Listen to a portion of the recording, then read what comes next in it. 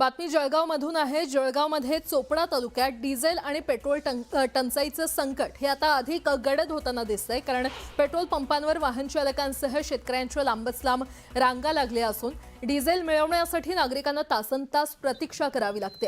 सध्या मान्सूनपूर्व शेती मशागतीची कामं सुरू असल्यानं ट्रॅक्टरसाठी डिझेलची मोठी गरज आहे। मात्र इंधन टंचाईमुळे शेतकऱ्यांसमोर मोठ्या अडचणी निर्माण झालेल्या आहेत। प्रशासनाकडून टंचाई नसल्याचा दावा केला जात असला तरी प्रत्यक्षात पेट्रोल पंपावरील गर्दी पाहायला मिळते। प्रत्येक पेट्रोल पंपावरती एवढीच गर्दी आहे। शेतकऱ्यांचे एवढे हाल होत आहे। रात्री बेरात्री त्यांना जागून डिझेल एक कुपडं देतात आणि बाकीचे पेट्रोल पंपवाले सांगतात की कुपड्यामध्ये आम्ही डिझेल देणार नाही।